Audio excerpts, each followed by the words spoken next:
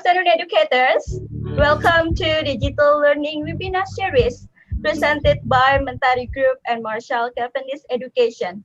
While waiting for the other participants to join, please kindly watch some videos from Mentari Group and Marshall Cavendish Education. Enjoy the video. Bersama Mentari membangun pendidikan Indonesia dan majukan bangsa. Mentari kualitas SDM yang terpercaya dengan nilai dan budaya cerdas, cepat dan alive, berani mau sanggup dan melayani dengan setulus hati. Bersama kita bisa, bersama kita bisa. Bersama Mentari membangun pendidikan Indonesia dan majukan bangsa. Mentari kualitas SDM yang terpercaya dengan nilai dan budaya cerdas, cepat dan alive, berani mau sanggup dan melayani dengan setulus hati. Bersama kita bisa, bersama kita bisa, bersama Mentari.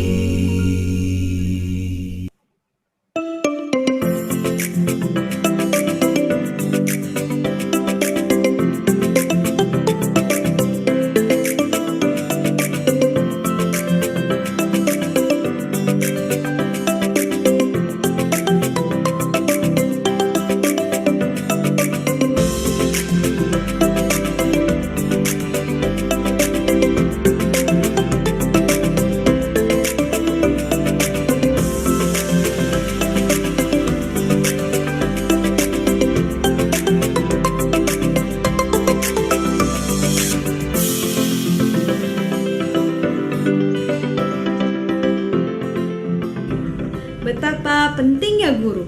Guru adalah pengaruh utama untuk generasi muda. Guru mampu mengubah generasi muda Indonesia. Maukah kamu mengambil peran itu? Mengambil peran penting membangun generasi muda, generasi bangsa. Negara memanggilmu. Jawab panggilan itu.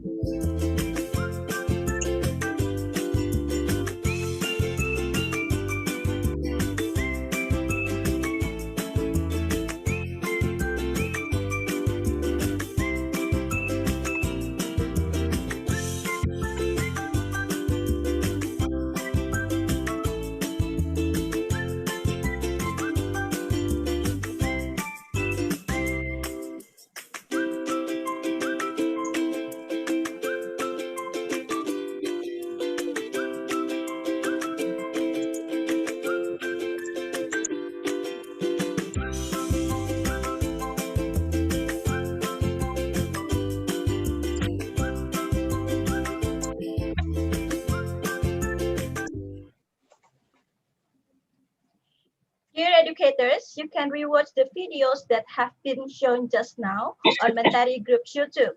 Don't worry if you haven't had a chance to take a notes on a few points from the video because it's already available on Mentari Group's YouTube. So please check right away to our YouTube account.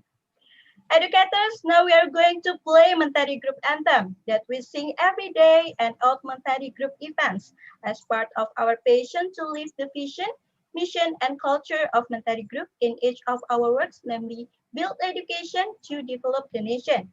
Hopefully by this anthem, you can understand more about Mentari Group. Let's listen together.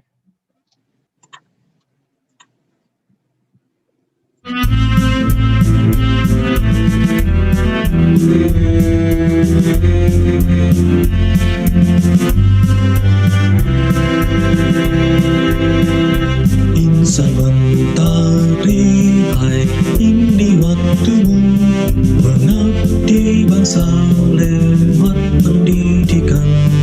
Berangkat dari visi misi luhur, kami datang untuk membangun negeri, berani bermimpi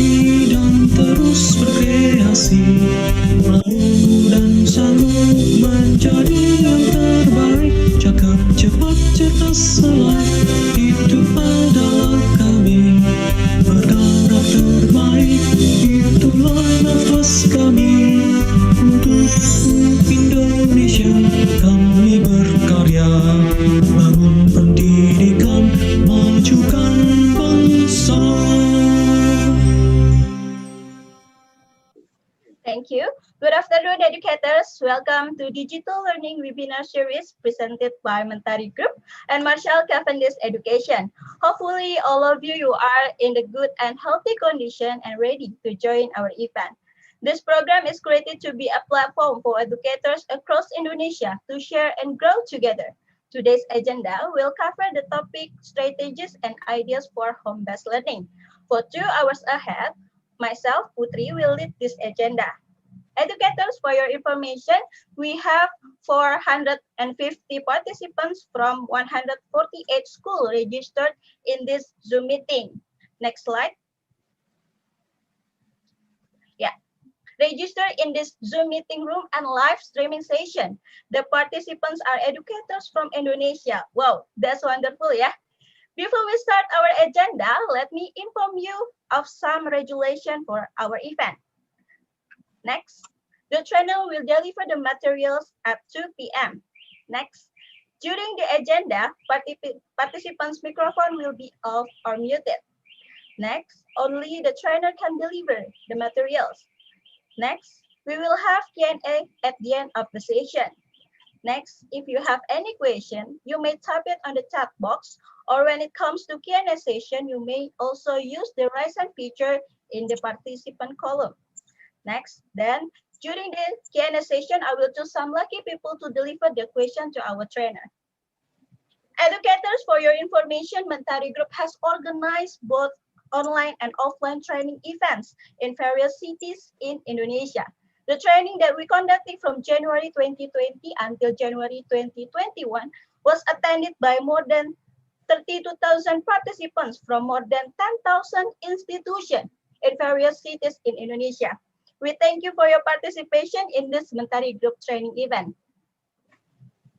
Educators, before we start our agenda, I would like to invite Mr. Doni Suryanto as Head of National Plus and ELT segment Mentari Books to deliver the opening remarks. Please welcome Mr. Doni Suryanto. Thank you, Putri. Can we share my slide firstly?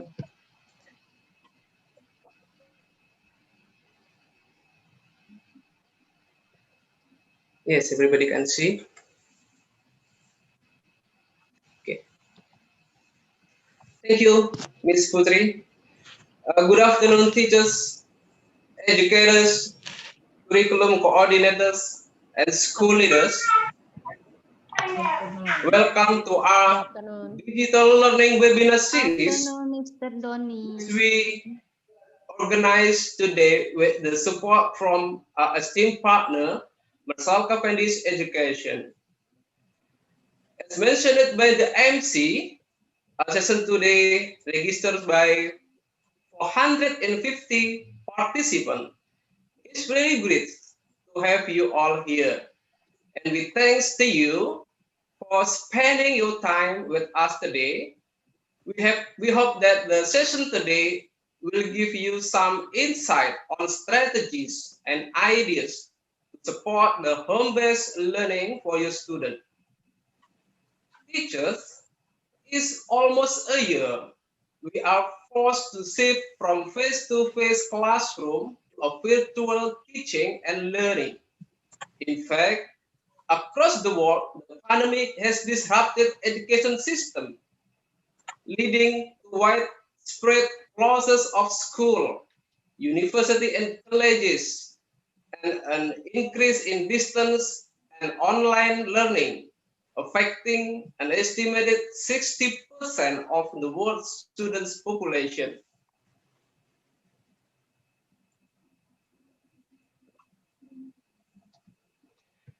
And one of the biggest worries that we oftentimes hear about the online learning, as also mentioned and highlighted by the Minister, Mr. Nadiem Makarim, is about the potential learning loss leading to a possible lost generations due to the COVID-19 pandemic. Surely, as educators, we should not let this happen. We don't know when the pandemic will be over. Indeed, the COVID-19 pandemic should never be an excuse to allow us to downgrade the quality of education. despite all the challenges which we are currently facing, we must not stop seeking away, helping our learner not left behind during their home-based learning. Of course, we need tools, strategies, and formula to ensure the online learning remain effective and engaging for our learner, so we can successfully embrace more blended learning outside traditional classroom setting. Today, as I mentioned earlier, we will try to see and discuss how we can shift from a traditional classroom to a new virtual and borderless one, along with ideas and strategies to support our learner with an effective and engaging online learning.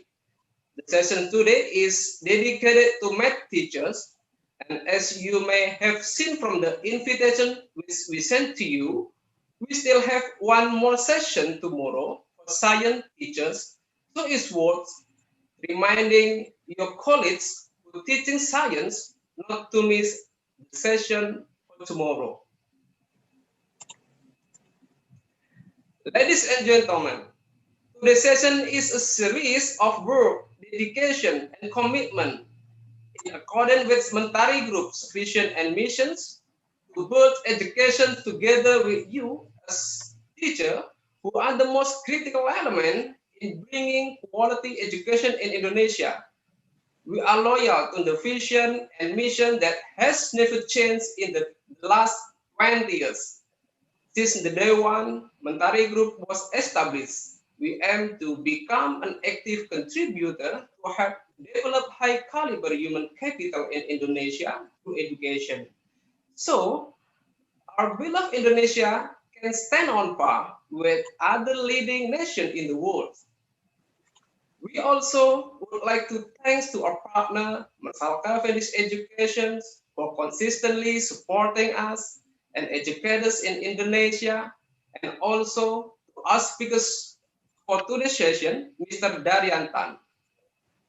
And before my session ends, allow me to play a short video about Mentari Group and our journey in building education together with Indonesian educators over the last 20 years. Mr. Yeri, can I have this?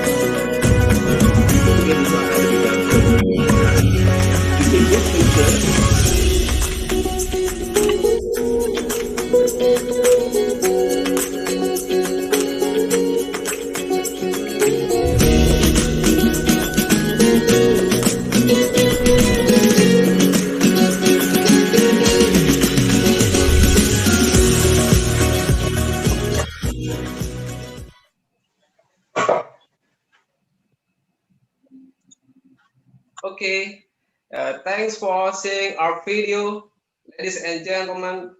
Important words for all of us. Let us build education and develop the nation. Majulah Indonesiaku. Thank you and have a great session. Thank you. Back to Mr. Putri, Miss Putri. Sorry. Yeah, Thank you, Mr. Doni Suryanto, for the opening remarks. As what Mr. Doni mentioned, we don't know when the pandemic will be over. Indeed, the COVID-19 pandemic should never be an excuse to allow us to downgrade the quality of education. Because of that, we need tools, strategies, and formula to ensure the online learning remain effective and engaging for our learners, so we can successfully embrace more blended learning outside traditional classroom settings. Mentari Group, with its 20 years journey of building education together with educators, wish you to learn about digital learning as part of blended learning to face the future. Also, I would like to inform you to not forget to share to your science teachers to join science session tomorrow. Once again, thank you so much, Mr. Doni Suryanto, for reminding us to keep improving our quality in teaching. Dear educators, without any further ado, let's start our session by watching our channel's profile video.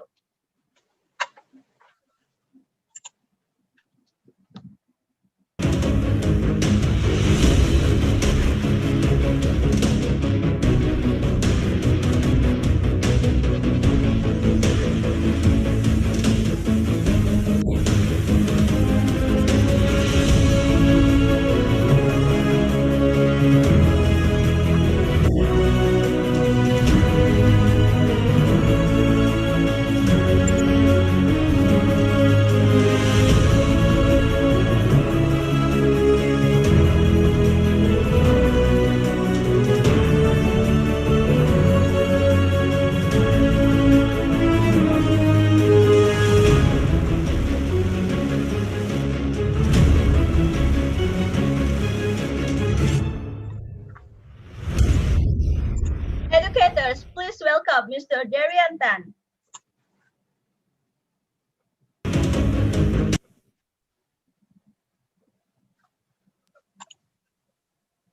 Okay, thank you so much for the introduction. So I'll just go ahead and start right now. So please give me a few seconds while I try to share my screen. Maybe the host could give me the screen sharing rights. Sorry, I should have mentioned earlier. Okay, thank you so much. And I'm just sharing my screen right now. And you should be able to see in a few seconds. Okay, so first of all, thank you so much for the introduction once again. That was really very kind.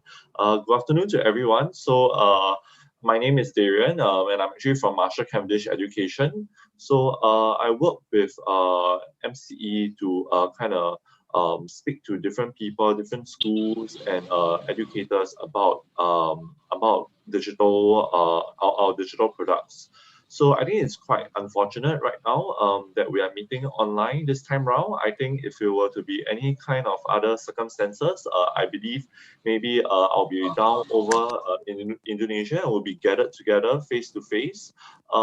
But I guess it is also because of this current circumstance that I'm asked to prepare on this particular topic today, which you can see on the slides right now, strategies and ideas for home-based learning. A topic that definitely has generated a lot of interest among educators lately.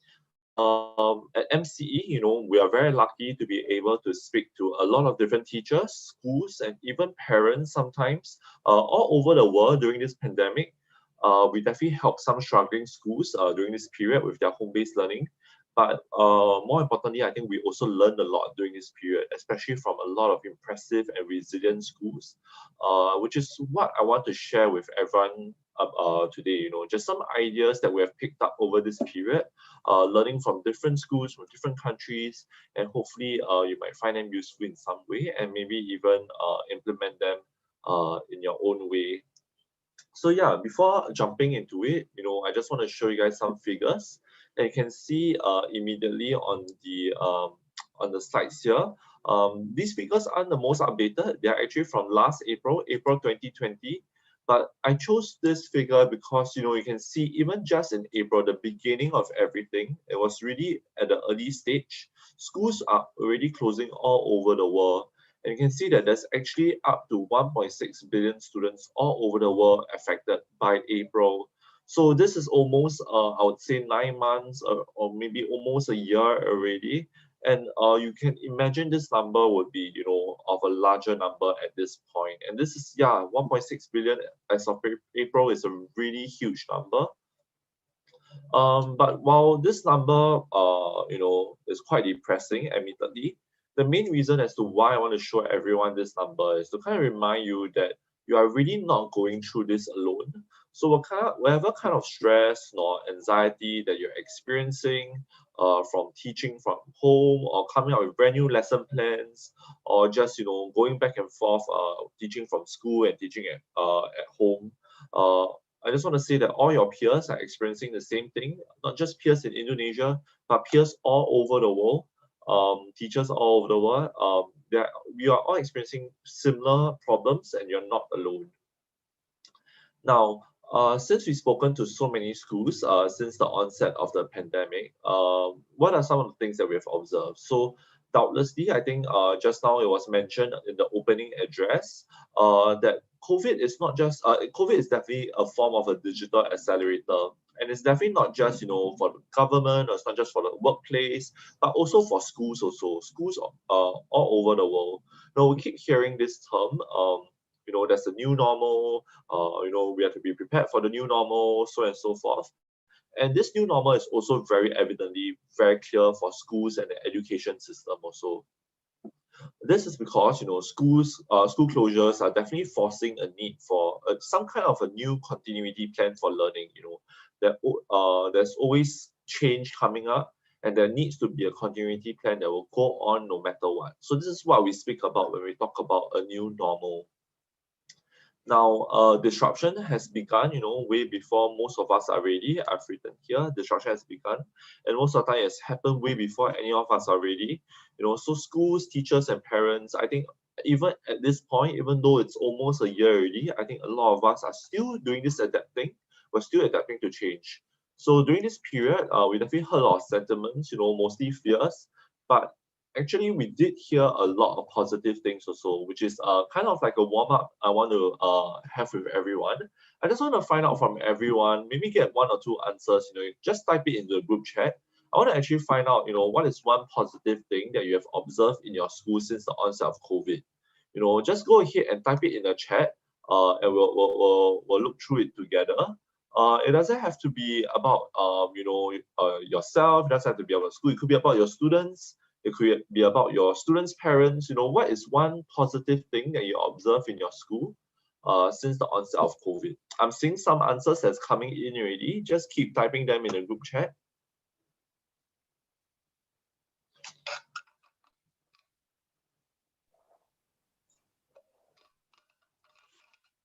So we have some answers that's coming in. Some of you mentioned that, we're becoming better with technology. We gain better knowledge. We know how to use advanced technology even better. And that's true. I think whatever happens now is really forcing us to rely on digital tools, at least not rely, but maybe we kind of, need to use them sometimes. And I think that is kind of a good thing also, actually. It's a good and bad thing, definitely we have students, we don't want them to always be on their digital devices. But on the flip side, they are getting used to, other tools, such as I believe you're using Google Docs or other kind of tools that would definitely be useful in the workplace. So I'm hearing some answers about creativity and critical thinking, and that is very true. I think at this point, since there are always changes, it really depends on the teachers, you, and also maybe even the students to kind of adapt to this change. And sometimes you just got to think out of the box to see how you can overcome that change. So I see some answers that's referencing parents. You guys are encouraging parents to help with students reach their learning goals. Some are saying that you guys are becoming more collaborative with parents. I also saw an answer that parents are becoming more involved in educating their parents. So I think this is a really, really nice sentiment. I think most of you have definitely came across the phrase that, when it comes to raising a child, it takes a whole village. So likewise, with education, especially in the case of COVID, it's not just on the teachers' responsibility to ensure that that your students don't become like the lost generation, as mentioned in the opening address. It's about collaborating together with other teachers, collaborating with parents, collaborating with the school admin, to kind of come together to kind of see how we can ensure that our students' learning goals are still met.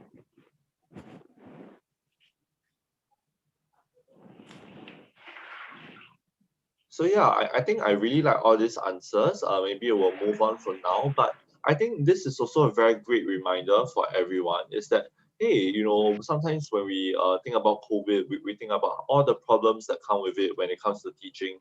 But from the look of it, as looking at everyone's comments, it seems like there is a silver lining, and there is a positive thing that emerges from your school, or from your parents or from your students, and that is really, really very, very heartwarming.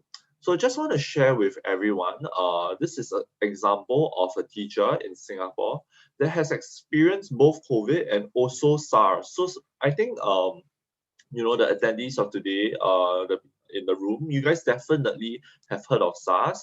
It's something that affected both Indonesia and Singapore back in 2003. And for this teacher, he was recounting how back in 2003, when he was teaching, he actually had to hand deliver worksheets to his students. So he went to each student's door, knock on their door to pass them worksheets. And he did that for 2 weeks, apparently, that like it took him 2 weeks to deliver worksheets to all his students. And now he compared it to now how they handle COVID is that teachers will already they work with teachers will work with other teachers to prepare a whole revision package online. And if schools close, they will just immediately activate this home-based learning where the students will just go online and use these materials. So the materials are always there, kind of like an arsenal that's ready to be used anytime.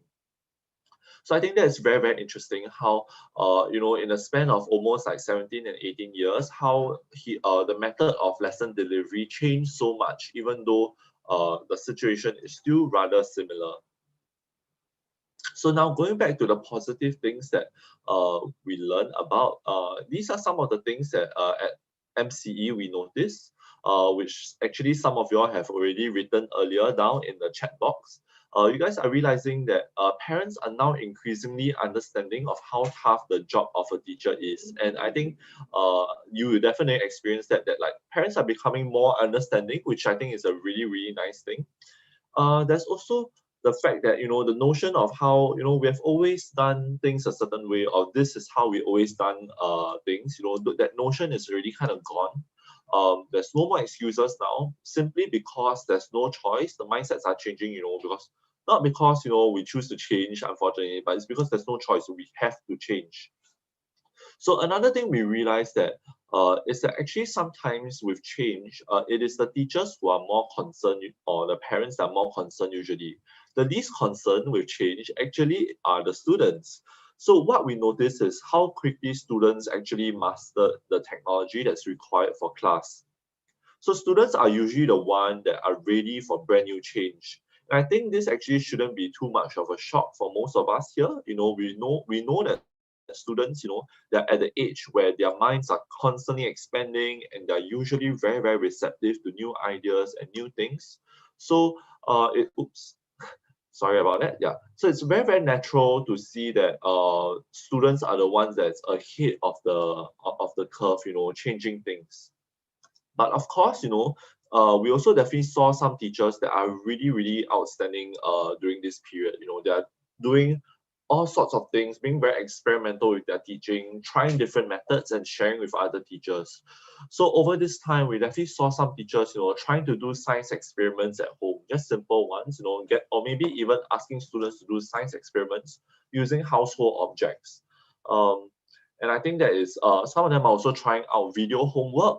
So they get their students to video record themselves, to work on their speaking skills and all that, since we're all stuck at home, but we still want to ensure that our students develop good communication skills, things like that. And I think that's really, really heartwarming to see. So despite all the mention of all these positive things, of course, we definitely do realize that there are still problems. Problems do exist, and they are substantial. So the question then arises, how do we mitigate these problems? How do we assimilate students or even ourselves into this new normal that people speak of? So we'll try to keep this question at the back of our heads, and I'll actually want to delve into what home-based learning is exactly first. So yeah, home-based learning. So whether your school right now is 10%, 50%, or 100% remote, most schools at this point are definitely relying on home-based learning for effective social distancing. So essentially, I think I have a very simple definition here, is that just home-based learning is really just a plan. It's a plan to help students learn from home. It can comprise of a mix of online and offline modes of learning.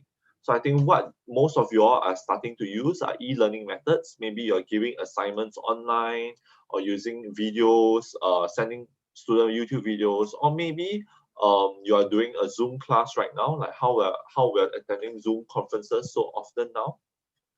There are also hard copy assignments. Of course, when we do remote learning, it doesn't mean that students no longer use their textbooks and worksheets, but it's about how we incorporate that into e-learning also. So understandably, this is definitely very, very different from the usual lesson.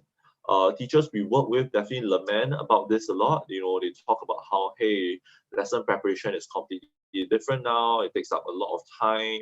And it really does make sense, that you have to come up with a whole new lesson plan because the method of teaching, the medium of teaching is different. But of course, remembering, earlier on we talked about positive stuff. If you remember about how there's always a silver lining, with teaching and learning formats, there's always opportunities as there are issues. So today we'll talk more about those opportunities. And I think at this point, some of you might look at this definition of, seeing e-learning and hard copy assignments being mixed together. You might find this very familiar.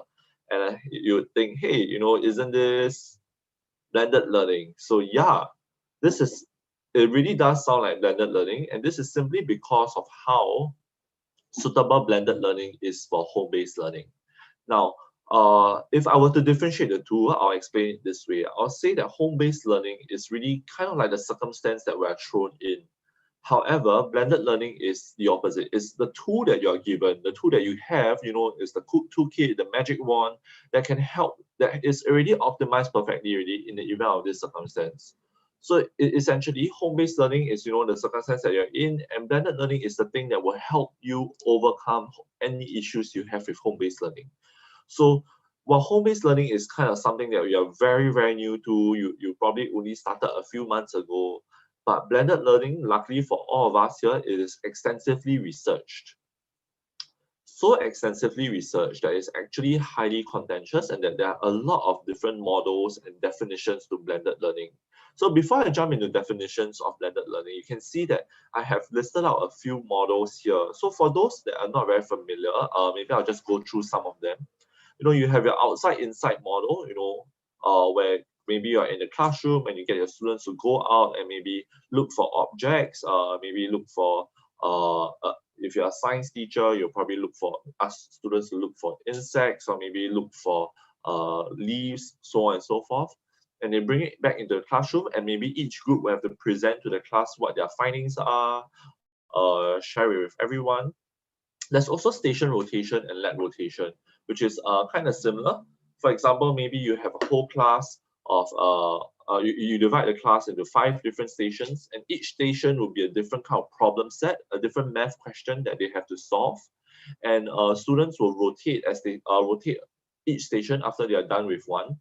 So as a teacher, instead of lecturing the students, what you'll be doing instead is you become a facilitator. You'll go station to station to ensure that they are not they are moving along, and even if they struggle, that is good also. I mean, we want students to struggle, and as they struggle, they will solve they'll gain more understanding, and it's ensuring that students don't struggle too much and they're stuck. It's about a facilitator role, making sure that we ask them prompting questions to have them consider a solution that they haven't thought about yet and moving forward with that.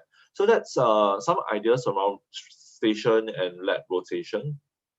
And then we also have the flipped classroom, which is I think something that has been one of the most powerful methods and useful methods, especially now when we're doing home-based learning, where you can flip the classroom, and when we say flip classroom, it could really mean a lot of things.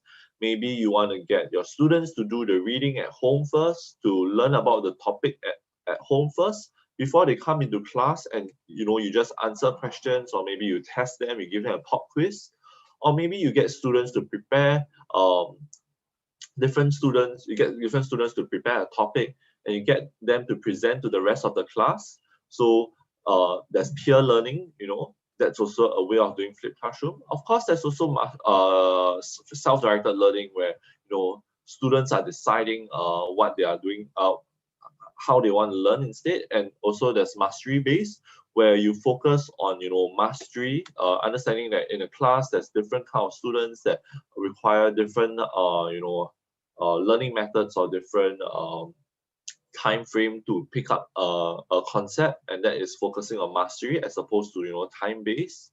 So one thing is that these submodels don't exist by themselves. They can be combined, also they can be nicely amalgamated. So take, for example, here I have an example. You can definitely have a flipped classroom that thrives on self-directed learning with the focus on achieving mastery. So for example, here I have online content introducing concepts. So this is obviously a flipped classroom kind of model, where you show some videos on speed for your students, or maybe distance, and you give them a few guiding questions for them to think about as they are watching the videos. And when they come into class, maybe you have consultations instead, where students ask teachers the questions and will go through them. Or you can even have an assessment, give them a quick pop quiz to see whether they really understood what was going on in the video. So there are just so many other ways to conduct blended learning, and this is why it's quite hard for someone to just jump in and define what blended learning is.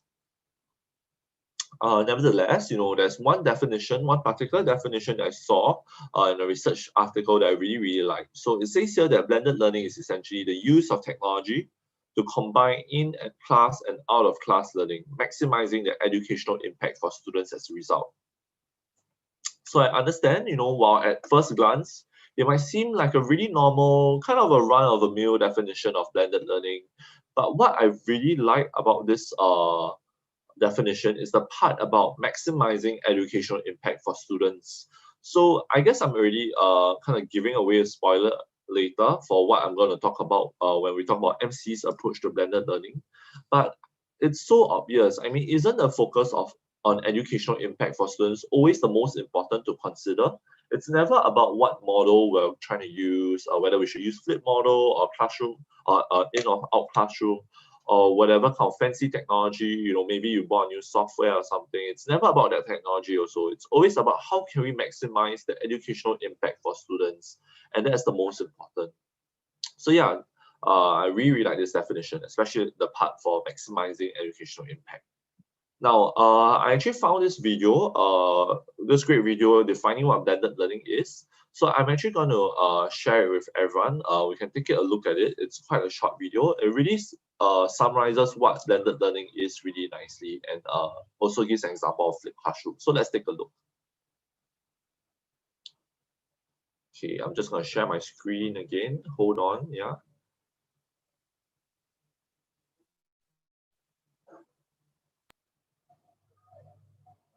Blended learning is a way of teaching that combines online resources with in-person instruction to create a more personalized learning environment.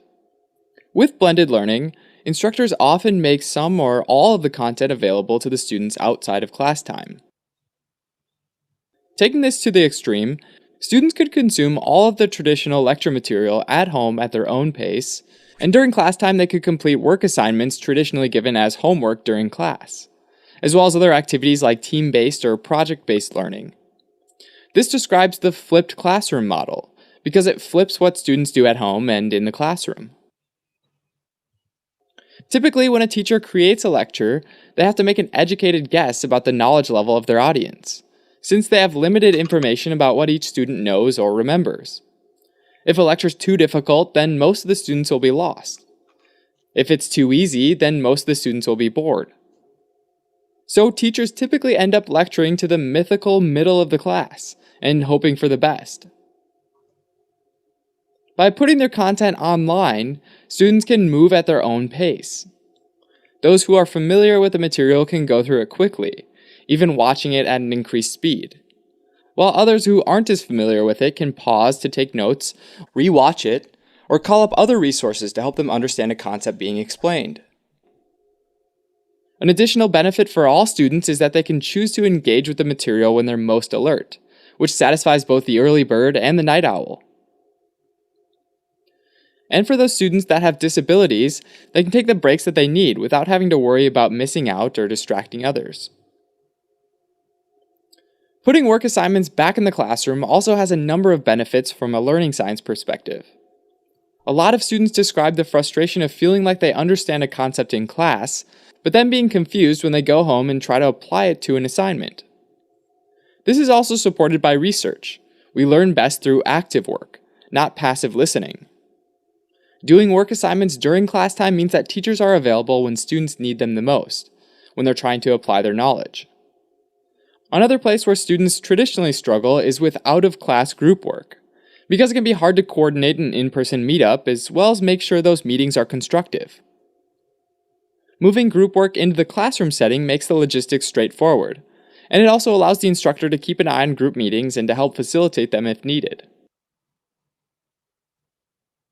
An important aspect of all blended learning environments is that they're not intended to do away with face time in the classroom.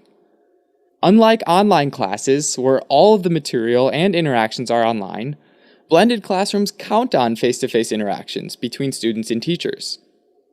Instead of getting rid of these interactions, blended learning structures are intended to optimize them, moving the teacher from a passive sage on the stage, who delivers didactic lectures to a large audience, to a more active role as a guide on the side, who interacts one-on-one with students to help guide them in ways that might be impractical or impossible with a traditional teaching model.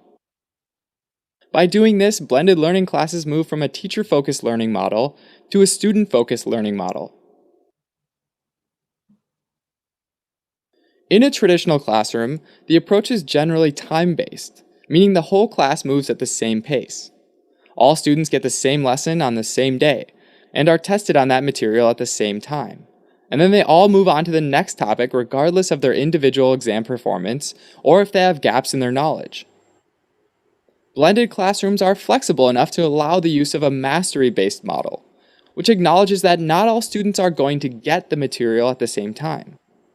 Some students might need more time to understand a topic, while at other times those same students will speed ahead.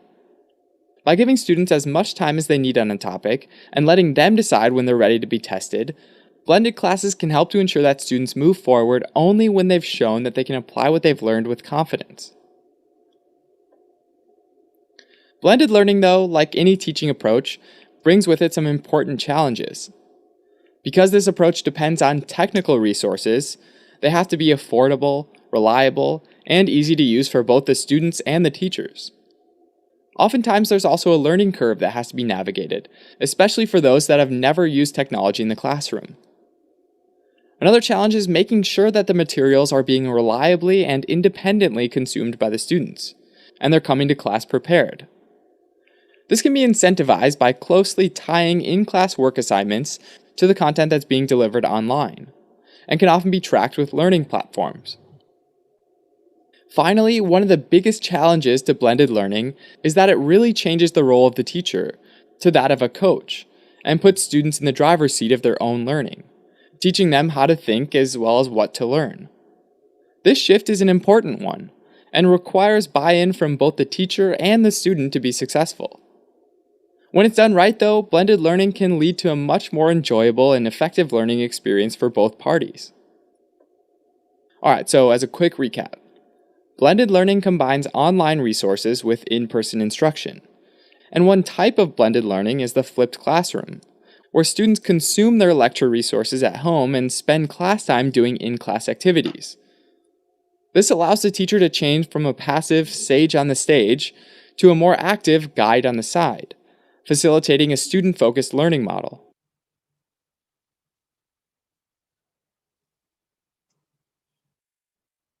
Thanks for watching. You can help support us by donating on Patreon. So yeah, that's the video on blended learning. I really like how it can summarize what blended learning is and give examples for it in such a quick brief period. So I think in a way it also helps me summarize and consolidate what I spoke about blended learning. So I hope this is also kind of like an example of how effective videos are as tools of consolidation and review at the end of your class. So yeah, one last part before I move into the meat of the presentation, which is our solutions. Sorry. I just want to talk quickly about what is Marshall Cavendish's approach to blended learning. What is it exactly? And I think I kind of alluded to it earlier when I was showing a bunch of definitions of showing the definition of blended learning, especially highlighting the part where I really resonated with. So the first thing is that even though we are doing blended learning, it really doesn't mean that pedagogy goes straight out of the window.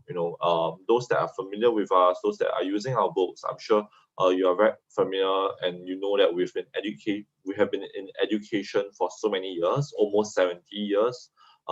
And most of them are actually in textbook publication. So we definitely know how important pedagogy is. And just because our medium, might be digital now, it doesn't mean that our lessons doesn't have to be pedagogically sound anymore.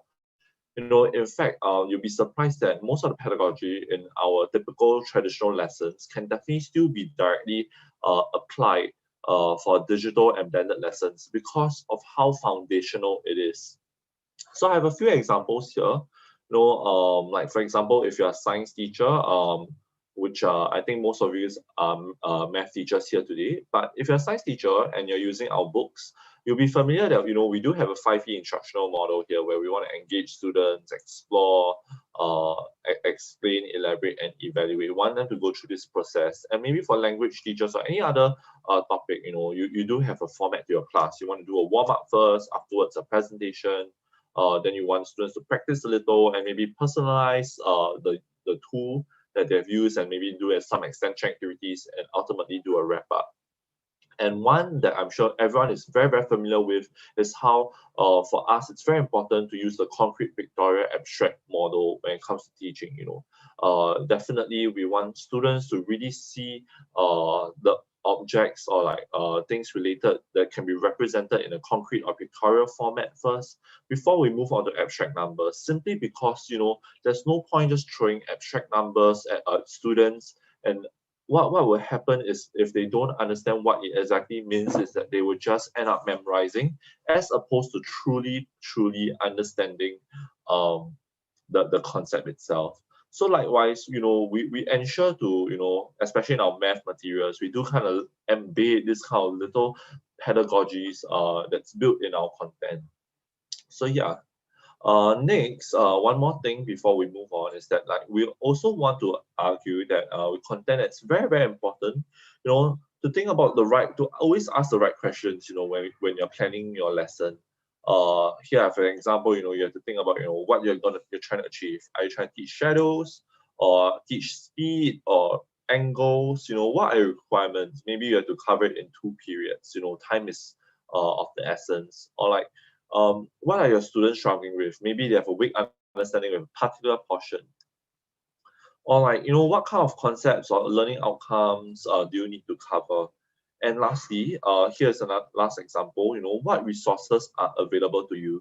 I think this is arguably the most important question. You may have the best ideas, or you have the, you have great concepts and all that, but like, do you have the resources to carry them out? So I argue that, when you are, by assessing your resources, the wheels in your brain should already be churning, and you should develop plenty of ideas from thinking about what kind of resources you have. There's no need to think about whether you want to do a lab rotation or flipped classroom or whatever. As long as you place your students' learning needs first, coupled with the fact that you're examining what resources you have, the next thing becomes very, very obvious as to what you are going to achieve. So these are just, a few guiding questions, and this is not everything. But, when you think about these questions, it should come very naturally how you want to go about blended learning. Here I've listed some resources, and obviously I'm from Marshall Cavendish, so one resource that I have to highlight is is our MCE Eduhub, which is what I really want to share with you guys about. And this is our solution. This is our approach to blended learning, and Eduhub is essentially our solution to blended learning. So I guess some of you might be familiar with what MCE Eduhub is already, but for the benefit of those who are not that familiar, just think of it as a Netflix for education. It is very, very comprehensive, and it's very, very versatile. So one thing that you need to know that it is first, it has so much content on it. It has thousands and thousands of hours of content supporting English, math, and science. Today we'll delve deep into the math content. There's also a system, so it comes with several tools, from progress checking, seeing where our students are at, or maybe, we also have a video conferencing tool with a whiteboard that's built in. We'll take a look at that today also, and also maybe tools to help you build a test or set a question. Those are also within MCE Eduhub. So it's really, really very, very comprehensive. Now, for today's walkthrough, we're actually going to look at 4 specific things. So first of all is the digital math suites, which is one of our most popular content, and also math assessment, which is this question bank with over 16,000 math questions. So that's really, really powerful. And from there, I'll move on to talk about how you can do progress tracking, based on those reports, based on all those questions. And maybe if you want to make your own test, how do you make your own test or build your own lesson? That's possible also. And I'll wrap things up by talking about a quick about one of our collaboration tools, which is a whiteboard that is really a video conferencing whiteboard, which is very, very powerful. It's just like Zoom, but built specifically for education. So it's particularly quite exciting actually. So once again, please give me a few seconds while I try to switch over to my browser.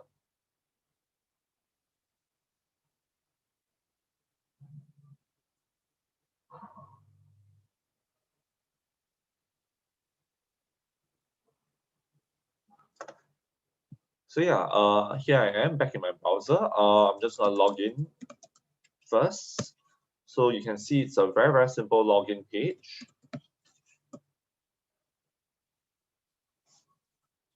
And immediately you could see you can see very clearly when what I mean when I talk about Netflix for education.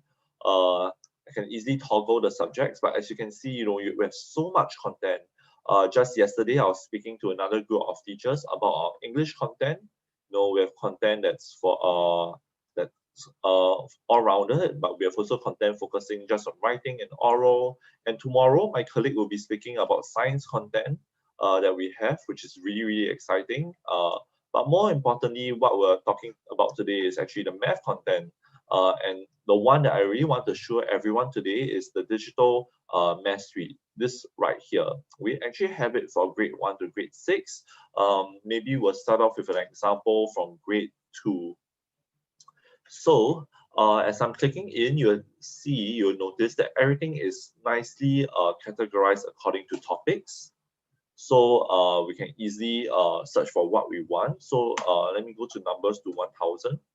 And here are the subtopics. I'm going to click on place value. You can see there are all the different kind of learning outcomes that's covered. And one thing that is really, really popular and is definitely one of the things that we find particularly useful is how simple things are. So there will be other systems out there also teaching math that are, that they say they have a lot of videos, they have this and that, but it's all very, very confusing. For us, we map everything according to learning outcome. And you can see it's very straightforward. It's either discover or it's apply. So discover is a portion where it's mostly video tutorials. And then apply is when we get students to test it out. Sometimes we have this extra thing called virtual manipulative, which is a powerful tool that you can use to teach content better. Anyway, just a quick reminder for the participants, do try to mute yourself so that any kind of background noise won't affect other participants during this sharing. So yeah, I'm just gonna click into Discover. As I mentioned earlier, Discover is it's a very guided tutorial. it may be a video, but there's also some interactivity that's built in there so that we keep our students engaged as they learn about this new topic. So for this particular topic, it's about place value charts, learning about how to find the place of places and values of digits. It's just for grade 2. So let's click in and take a look. So here, we have the learning outcomes. And we start off with a little interactive video.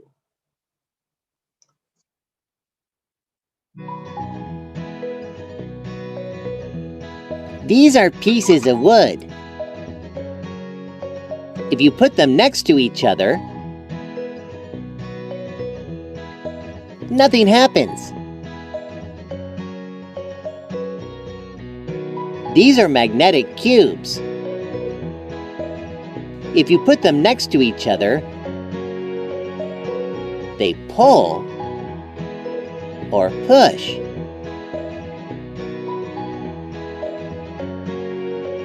Let's see what we can do with magnetic cubes.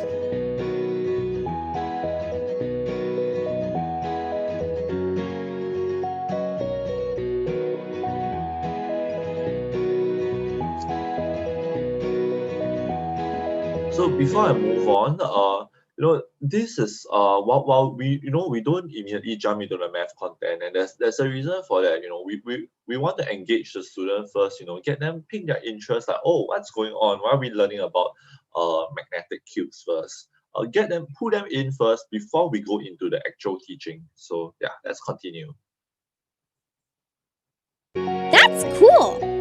Let's buy some magnetic cubes. So now we are going online shopping, and nothing happens. But as a student or as the teacher, now I have to click it. So it keeps the student with this tiny little clicks that I have to do to keep me engaged. So it's not just a static video that goes beginning to end. There are some instances where we're going online shopping, and it's up to me to click the logo. We can buy the magnetic cubes in hundreds.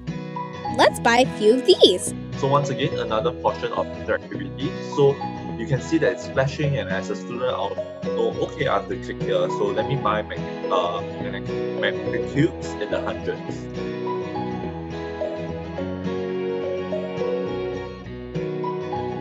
We can also buy the magnetic cubes in tens.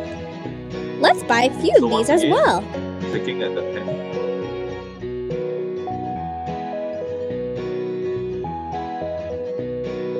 We can also buy the magnetic cubes in ones.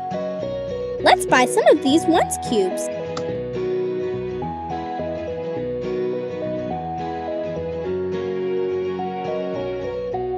Let's count the number of magnetic cubes we have.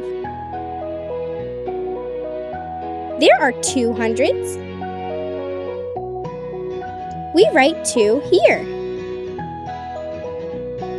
There are 5 tens. We write 5 here. There are 6 ones.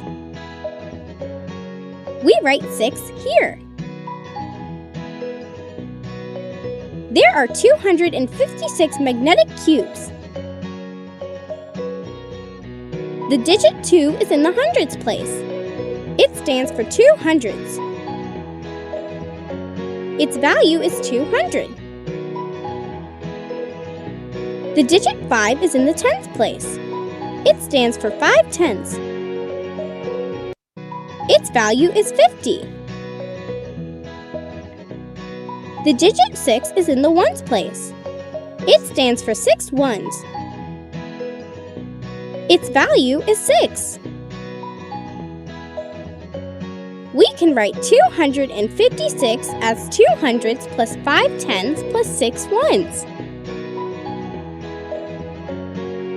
We can also write 256 as 200 plus 50 plus 6. So yeah, this is the video portion. First half of the Discover portion. Afterwards, there's even guided practice. But before I go into that, just want to highlight another point that I think we're really proud about is that here we really see the concrete pictorial abstract or CPA approach that's really displayed here. Where pedagogy doesn't go away.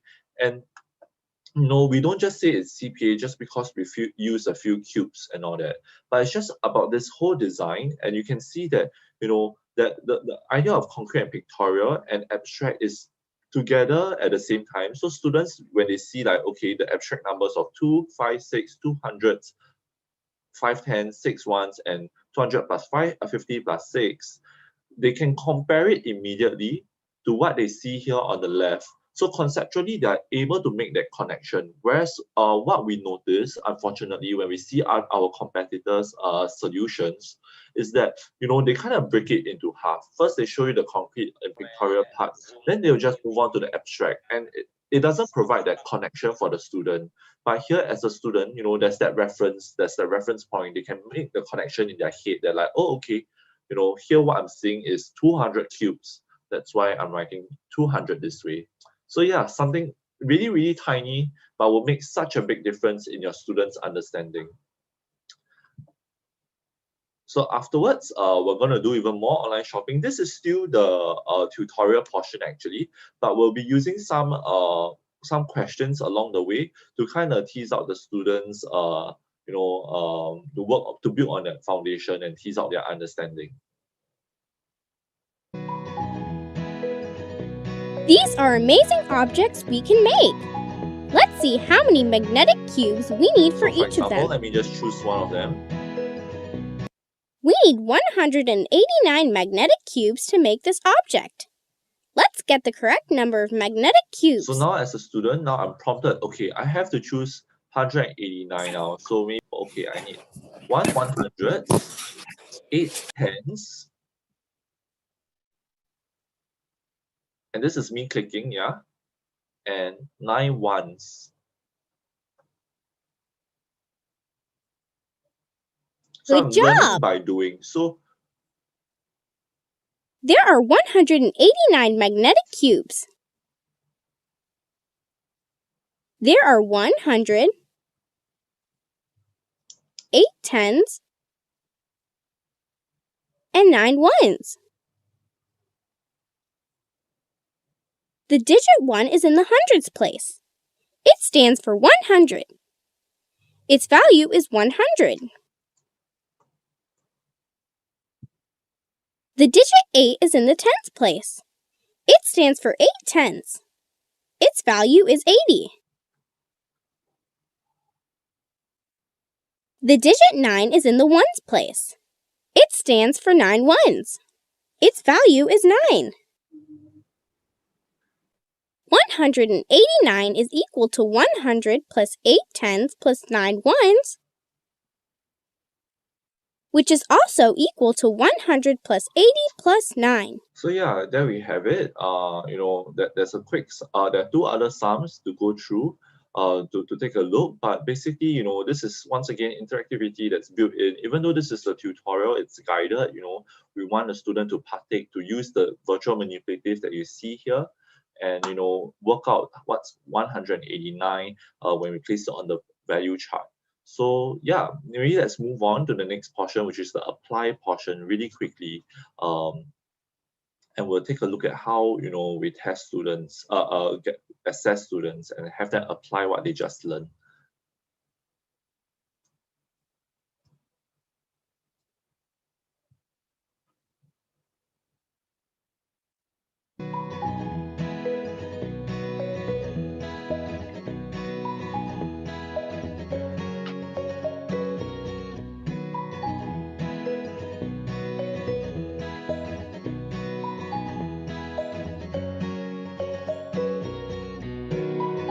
Hey, these are my sticker collections.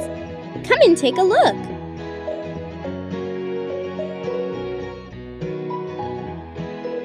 Let's see how many stickers I have collected. So yeah, here we have 3 different sums again, and of course if I hit refresh, it'll give me brand new 3 sums. But let's just take a look at one of them. What are the missing numbers? So here we immediately have a question for students to attempt, and I think one thing is that we do provide the virtual manipulative here. So if they want to use it, they can, or they can use it wrongly. But what I really like is that it gives the students, if they don't want to use it, they can have the autonomy, they can have the confidence to just go ahead and type in the answer. Of course, maybe if I'm gonna try to get it wrong, and let's see how it goes. Whoop.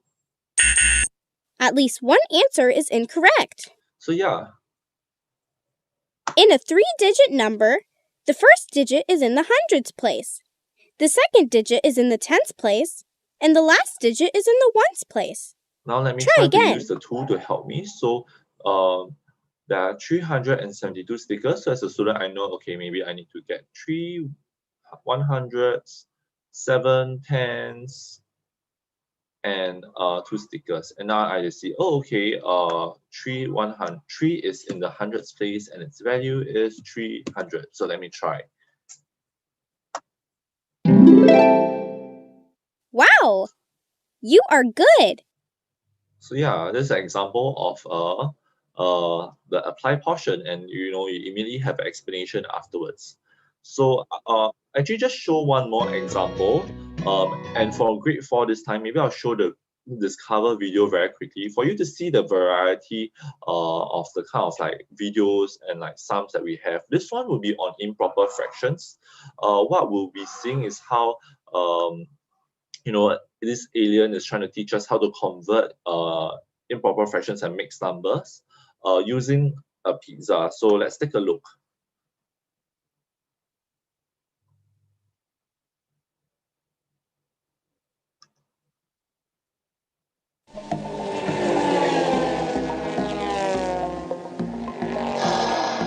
Hey, the Cosmic Pizza sells the best pizzas.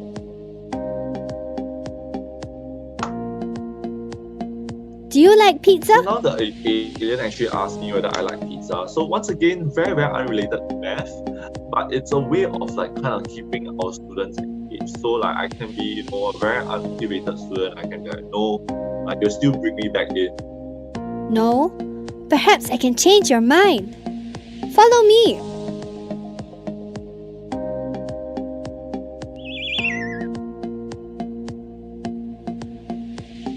Look, that's my favorite. Let's see how much pizza is left.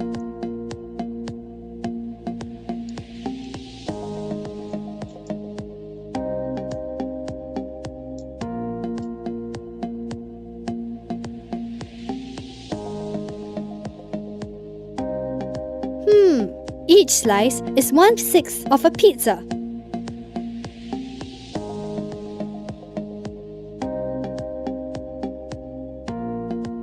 This is 5/6 of a pizza.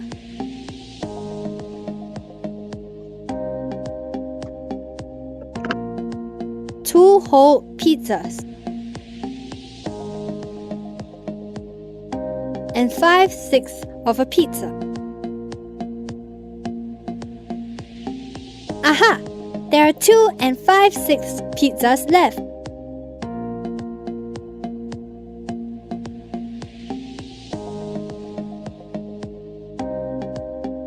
Let's cut each whole pizza into equal slices of this size.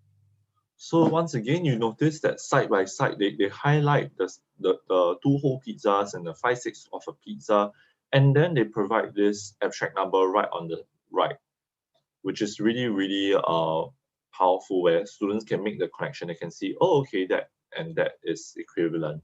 So it really utilizes the CPA approach effectively and the right way.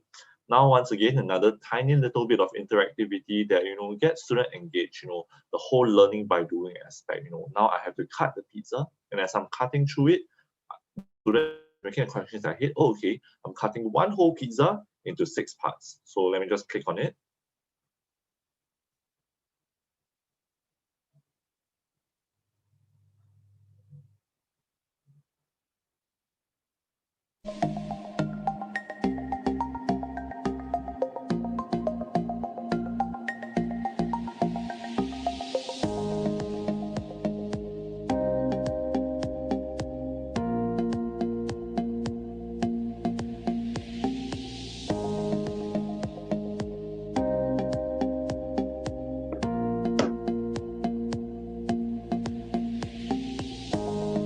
There are 6 equal slices in each pizza. Each slice is 1/6 of a whole pizza.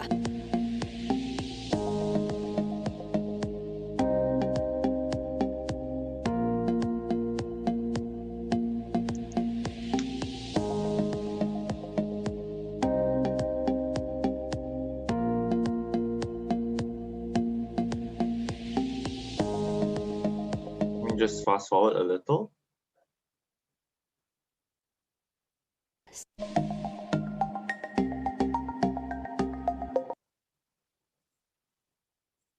Together, there are 17 sixths.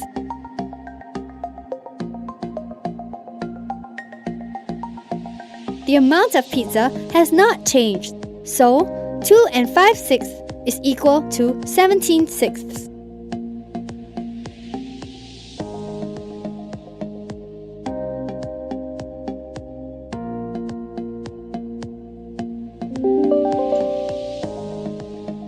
So yeah, afterwards we move on, and likewise, there are three different sums also, just like how we saw for the place value charts. There's three different sums. We're still in the tutorial portion. We kind of get students trying it out, and they can use the virtual manipulative to help them. So let's take a look.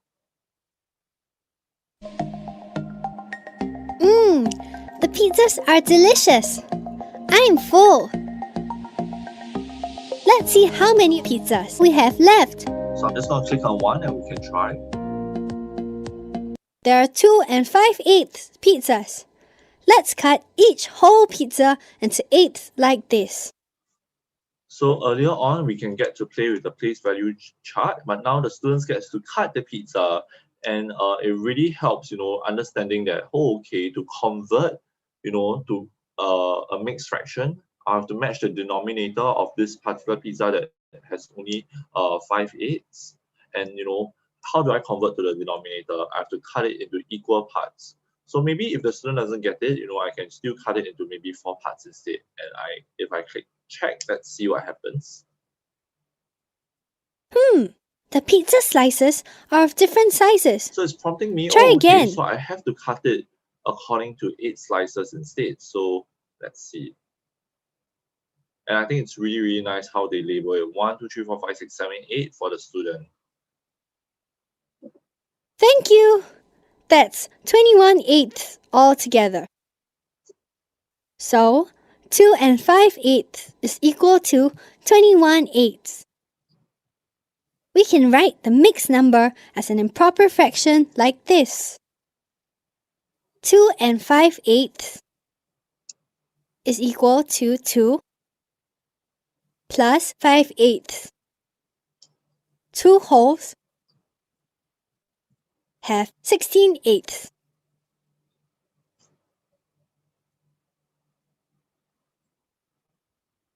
So there are 21/8 altogether.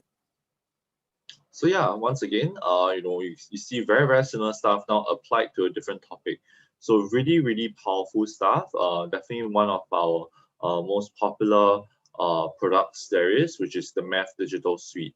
So now that I'm done with Math Digital Suite, I actually want to show something else, which is the math assessment. So there are schools that are more, they're looking for more questions that students can just do at home. And I think the math assessment is really something that really fits their criteria. So earlier on, I mentioned one thing, which is that from grade 1 to grade 6, we actually have 16,000 questions. Now that is a lot of questions, and that's not actually my favorite part.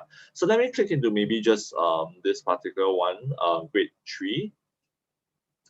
And you can see, okay, they are all according to topics. That sounds reasonable for students to do topical practice.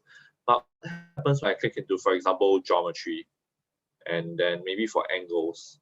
You will notice that every single test is actually graded by difficulty. There's level difficulty 1, 2, 3. So when you assign it to different students, you can actually do your mastery-based learning very well. For weaker students, maybe you can give them something easier of level 1, or maybe you have very, very strong students in your class and you want to challenge them even further.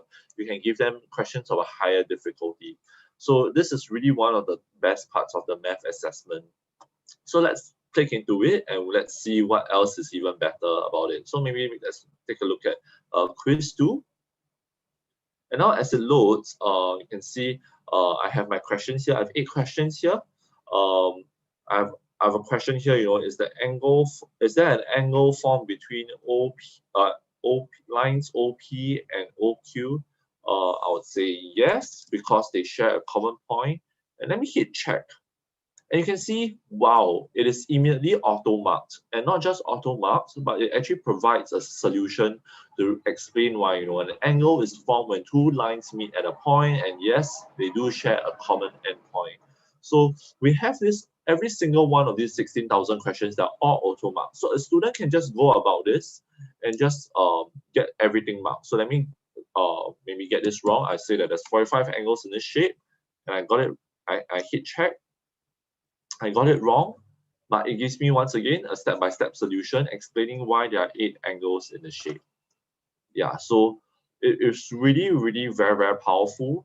The fact that all of these are auto-marked, it saves you a lot of time as a teacher. It also saves a lot of time for students as they can immediately get feedback to improve their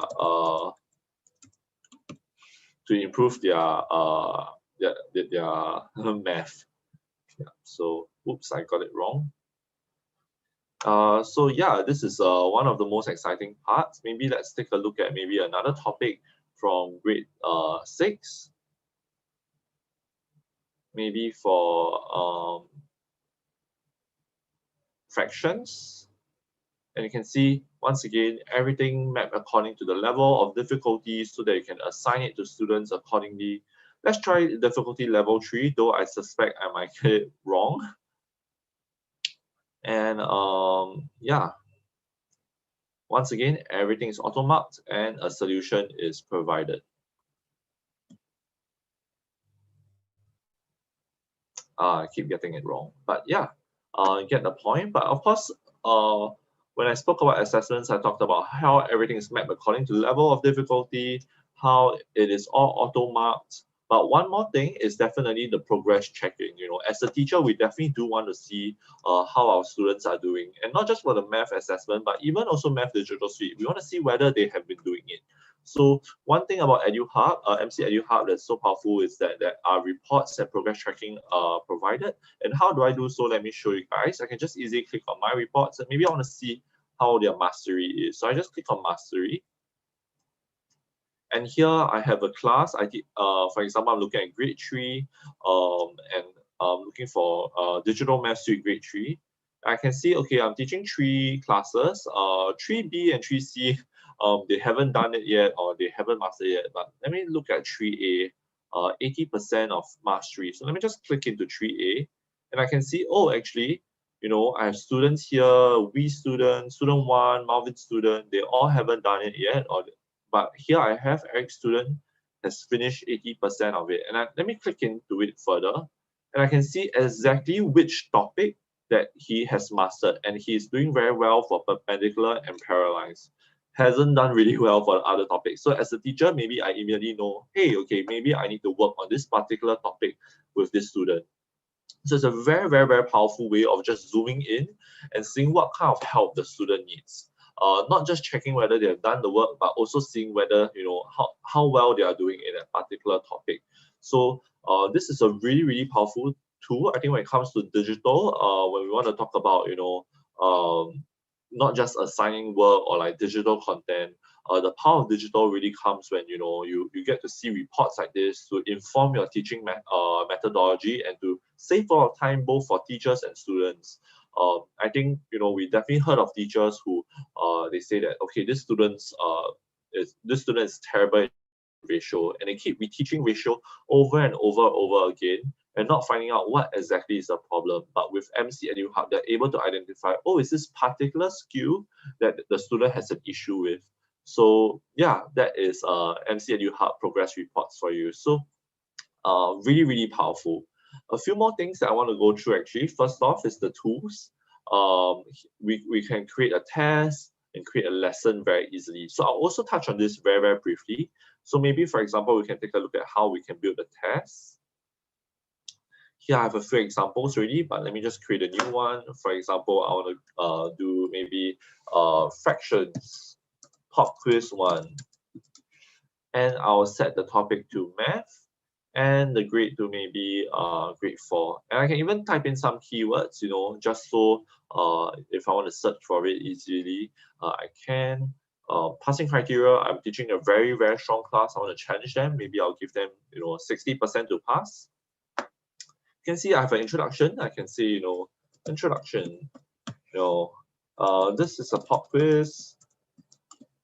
You have 10 minutes, for example, and I can start adding questions.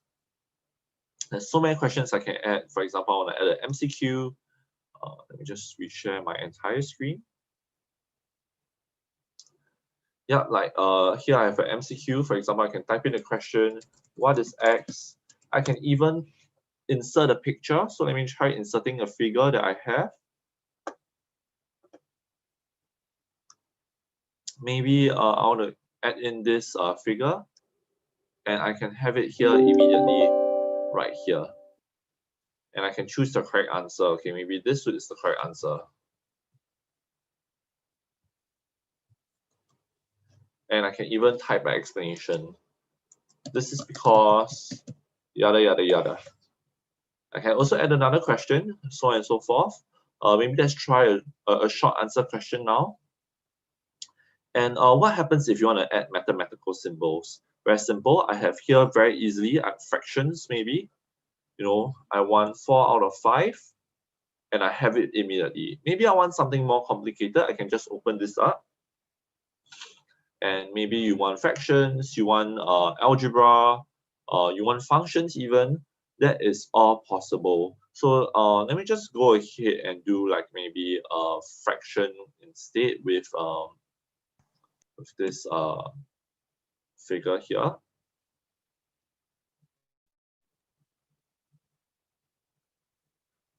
Oops. Yeah.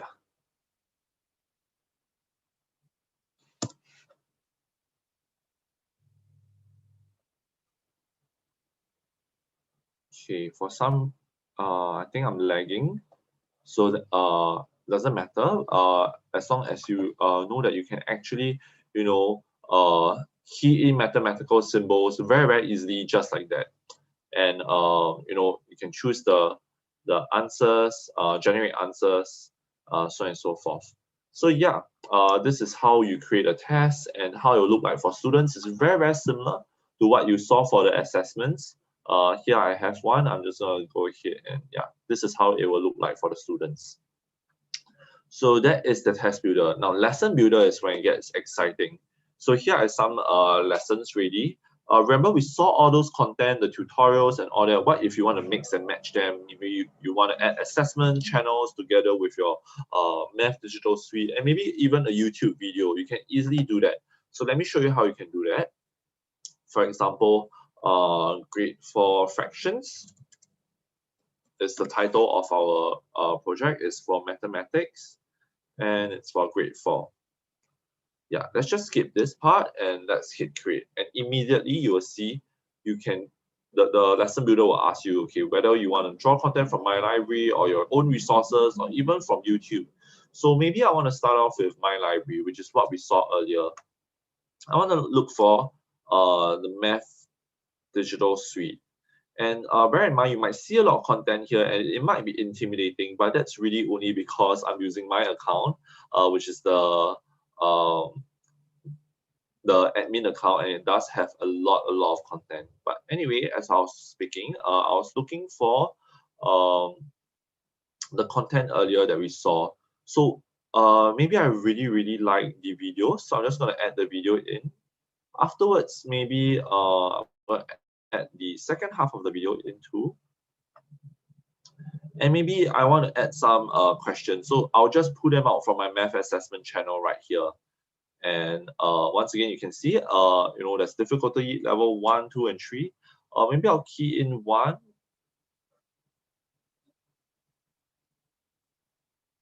And maybe one very difficult one. I can also add multiple ones at the same time. There we have it. And now we have all this content, but maybe I want to add a YouTube video also. I'll just click add resource, YouTube. This is video that maybe you saw, Introduction to Fractions. Let's look for it. Let's just key in this video. And now that we have everything that we want, you can easily drag and drop everything. So maybe you want the YouTube video to be first. Afterwards, you want the easy quiz to start first, the level 1 quiz. Afterwards, you start off with the videos and you end off with the level 3 quiz. Now, how does it look like for your students? This is how it looks like. This is the YouTube video. Of course, let's not play it. And then this is the quiz. They start off with a quiz first. Then after they are done, they move on to the videos that we saw earlier. The pizza video, remember? And then the second part of the pizza video where they have to choose and lastly, another quiz.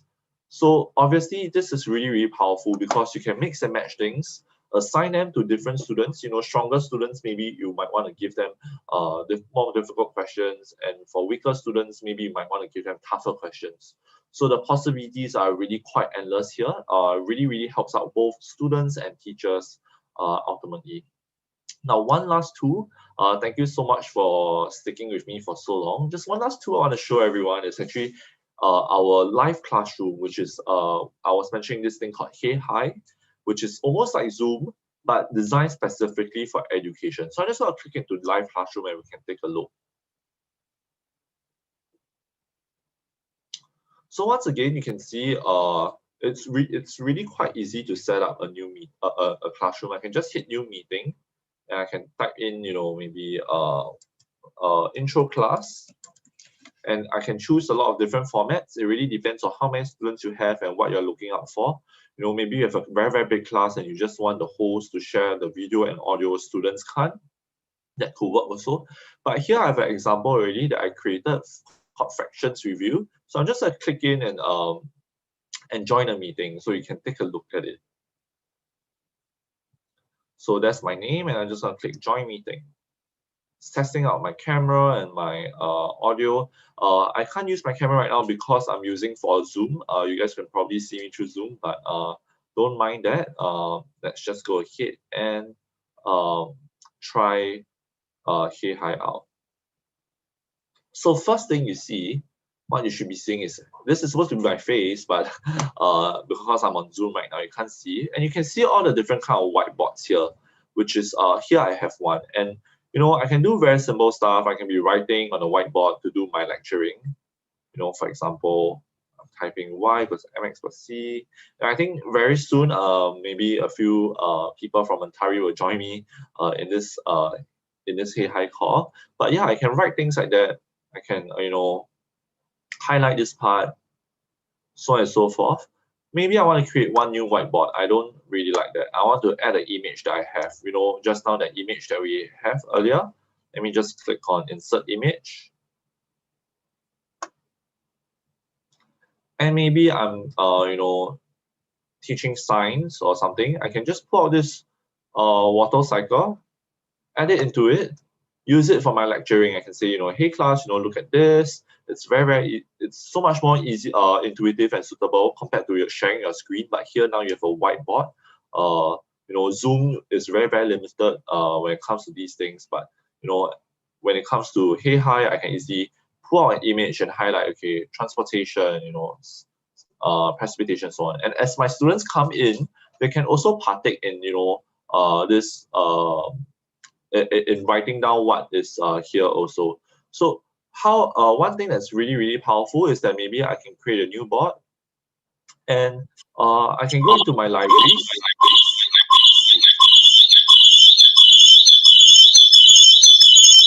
Okay, sorry about that. Maybe I can go into my libraries and I can just click on Marshall Cavendish here, and I can try to find the my pals are here.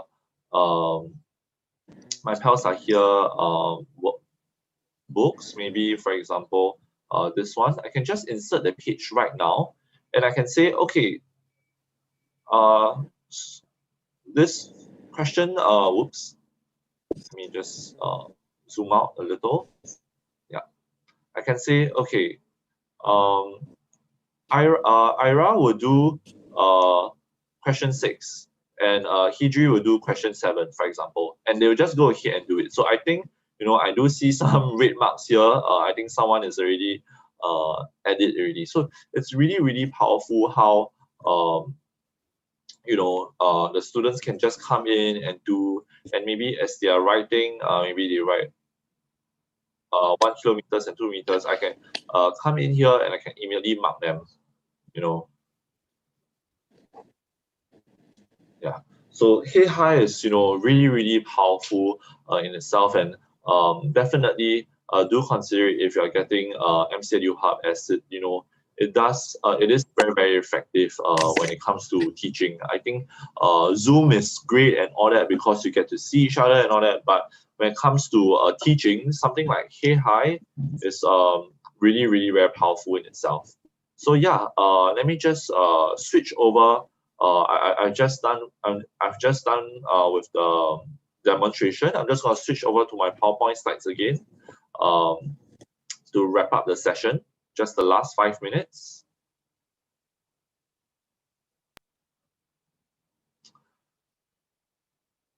So it's just a quick review of what MCE Eduhub is. It essentially is, very, very comprehensive and versatile, as I mentioned earlier. It's great for English, math, and science. Yesterday, I had a really great session with the teachers, sharing about the English products.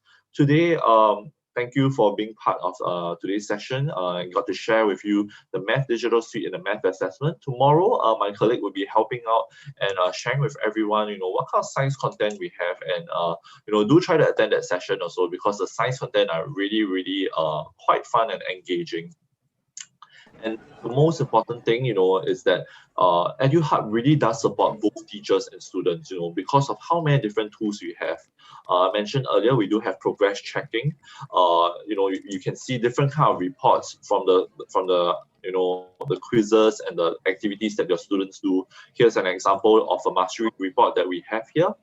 And there's also assessment channels that with all the auto marking, it really does save you a lot of time.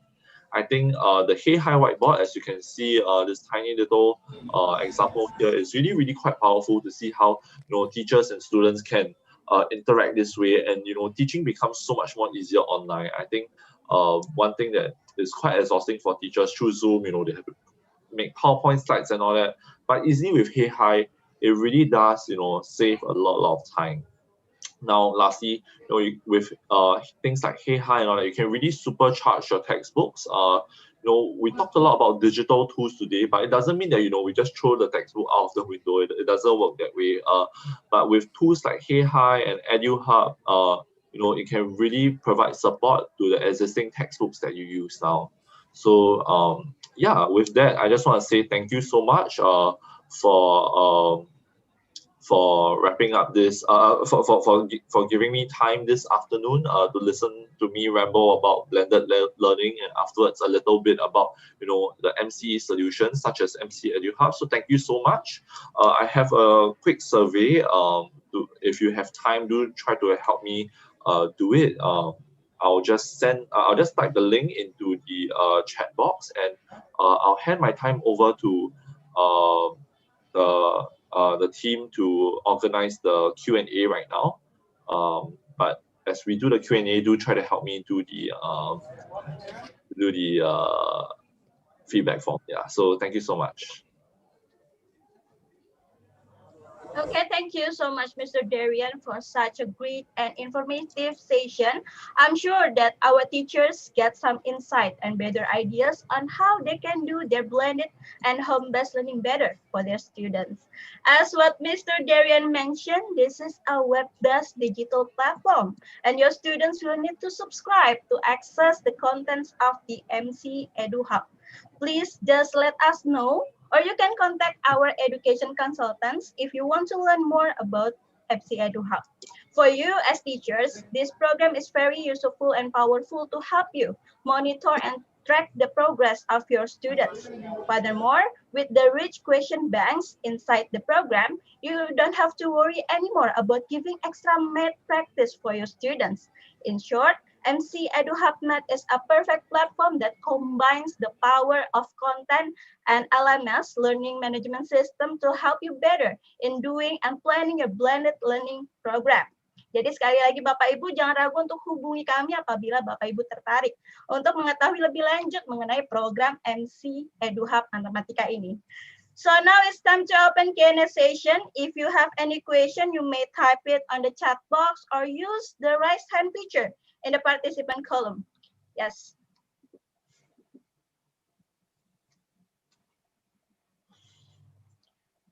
Yes, educators, please use the raise hand feature if you want to ask directly to Mr. Darian Tan.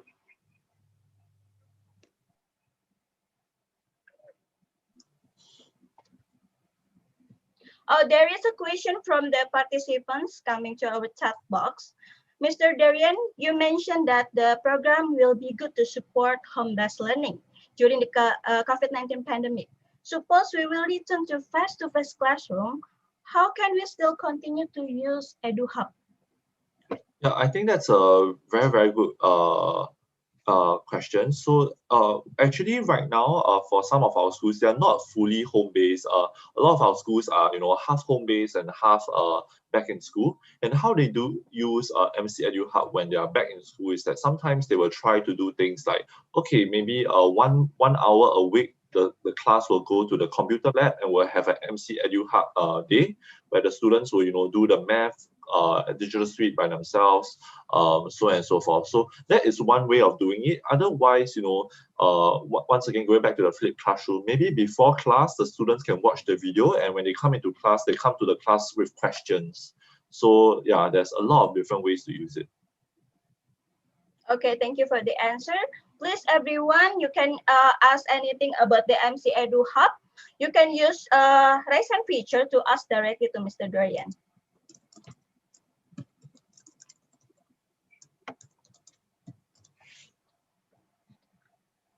Okay, one more question, Mr. Darian. If we have used the printed textbooks, how can we best combine the use of printed textbook and digital product like MCE Eduhub for students?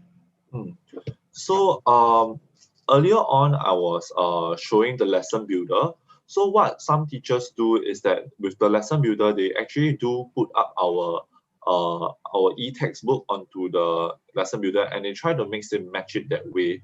Another way is that in some of our ebooks, like the students can actually write the answers in the ebooks, and the teachers will go on onto the and check what their students have written. So that is also one way you can mix and match the ebooks and the our content. Yeah. Okay. Thank you. Yeah, we still have 5 minutes more to have Q&A session. Mr. Darian, do you have any more explanation about MCE Eduhub, maybe? I think essentially MCE Eduhub is really powerful kind of tool. I think what you might hear me speak about the different ways that your school that our schools are already using MCE Eduhub, but it really depends on how your school wants to use it. You can flip it around, twist and turn it, like it can still work for your school depending on what your school's needs are. So I think it's very important to if you do find interesting, speak to the people at Mentari to have a discussion about how MCE Eduhub can work for your school. So yeah, definitely the possibilities are endless. I think there's a question in the chat about how can we combine with other LMS like Google Suite for Edu. I think that there's a lot of different ways that you might want to combine with Google Suite. I think one thing about MCE Eduhub, the difference, how special it is really the content. So you might still use the Google Suite tools like Google Docs and all that, but you definitely still it's definitely something you can't get from Eduhub. Yeah. Okay, thank you for answering the question. Anyone who still have any question, please just ask directly.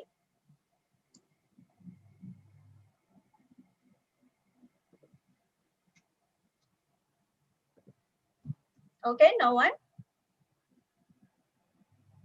Okay, well, since it's almost time, I have to and the Q&A session. If you still have any more questions, please contact our team.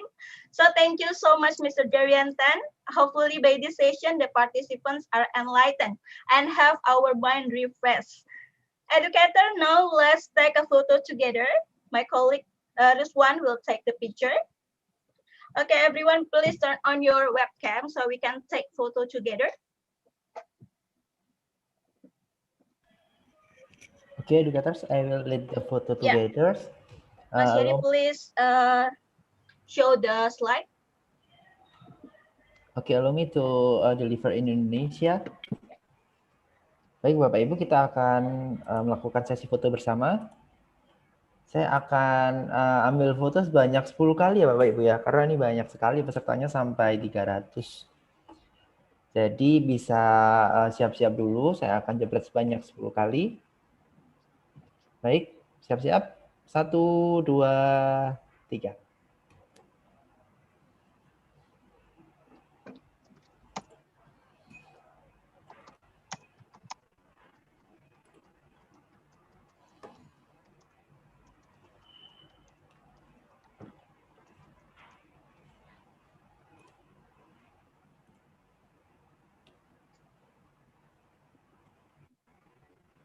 Oke, sekali lagi. 1, 2, 3.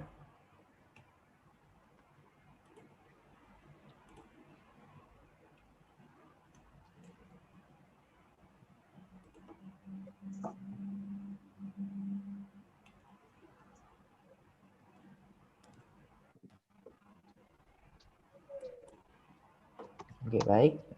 Yang lainnya 1, 2, 3.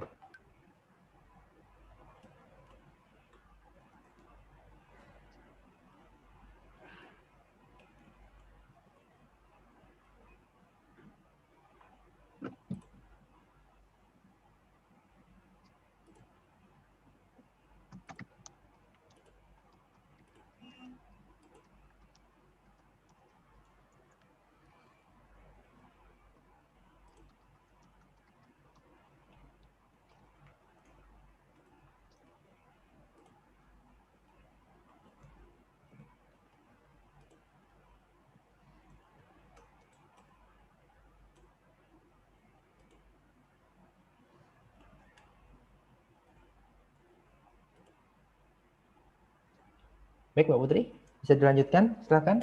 Okay, thank you, Ruswan. So educators, at this time, please kindly spend 2 minutes to fill in our feedback online form by clicking the link on the chat Zoom. Yeah, I will give you 2 minutes to fill in. Yeah, Ruswan, please help me to prepare the slide, yeah. Thank you.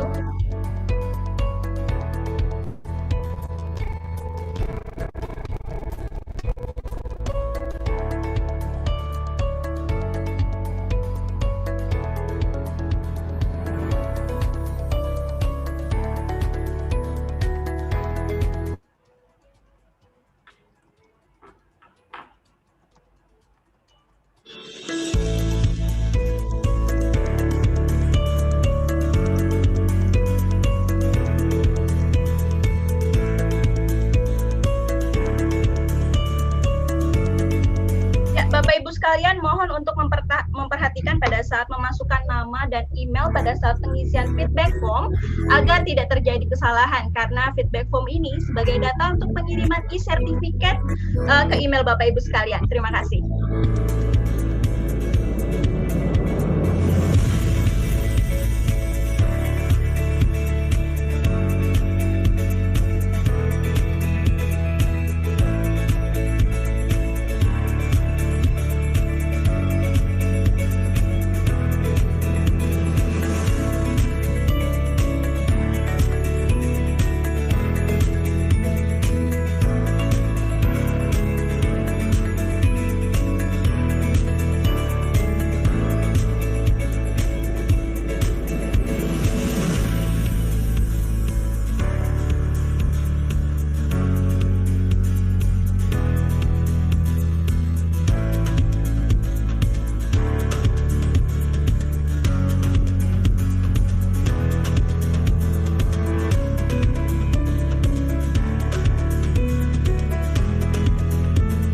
educators, thank you so much for your feedback. It will be a good contribution for us to keep improving our quality and to serve you better in the future.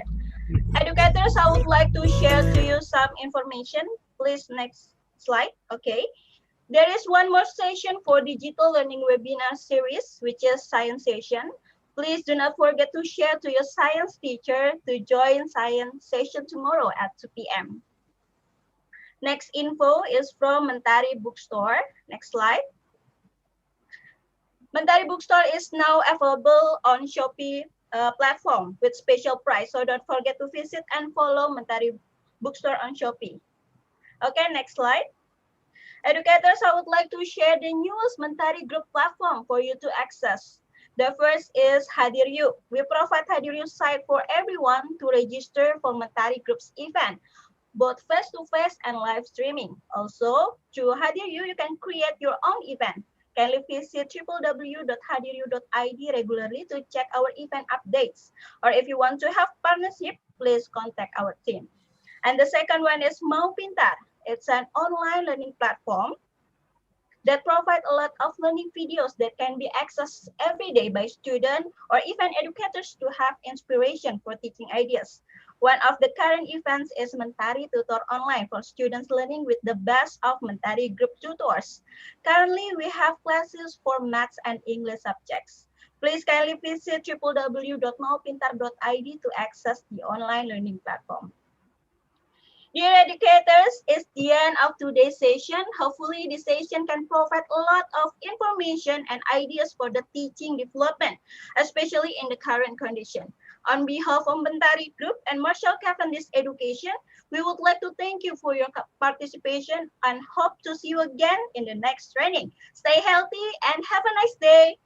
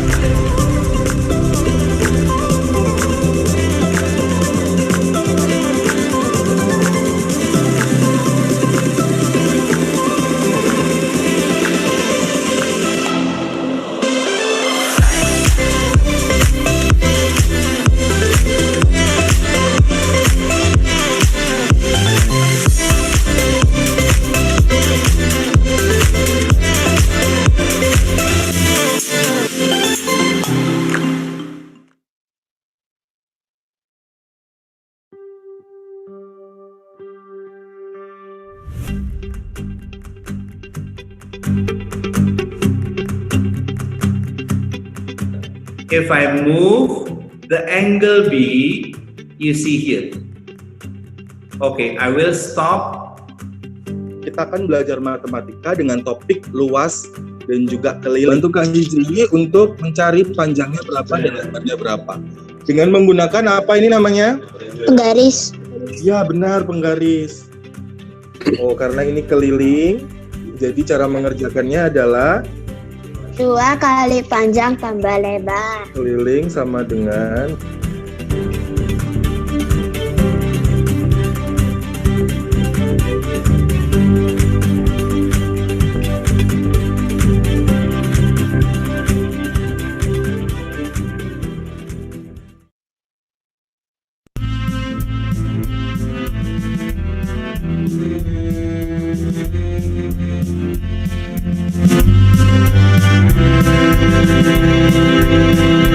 Insan mentari, hai ini waktumu mengabdi bangsa lewat pendidikan.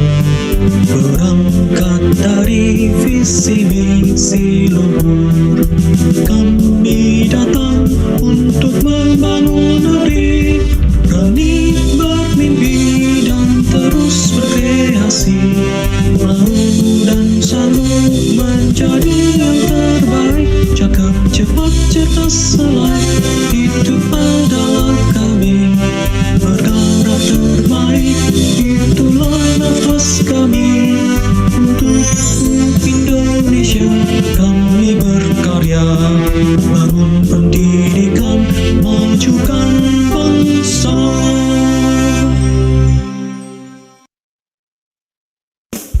Bersama mentari membangun pendidikan Indonesia dan majukan bangsa. Mentari kualitas SDM yang terpercaya dengan nilai dan budaya. Cakap cerdas, cepat dan alive, berani mau sanggup dan melayani dengan setulus hati. Bersama kita bisa, bersama kita bisa.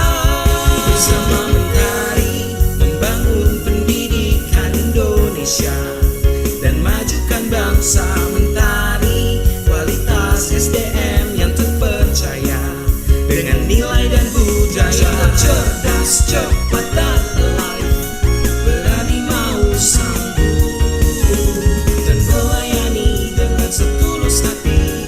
Bersama kita bisa, bersama kita bisa, bersama mentari.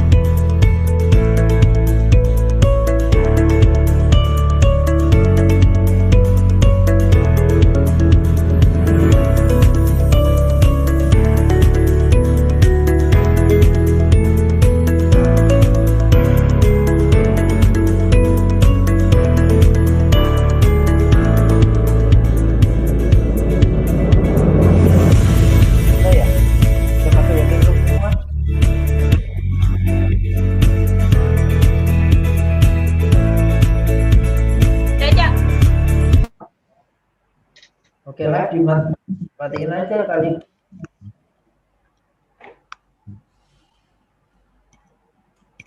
Bang Yer, live dimatiin aja Bang Yer.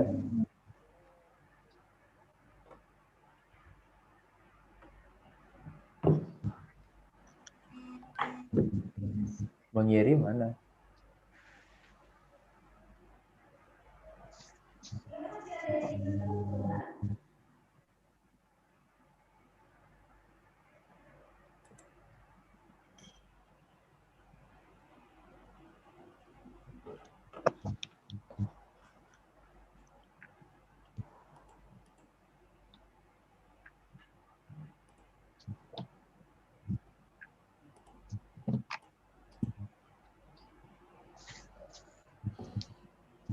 Cak, menunya hilang lagi nih, Cak.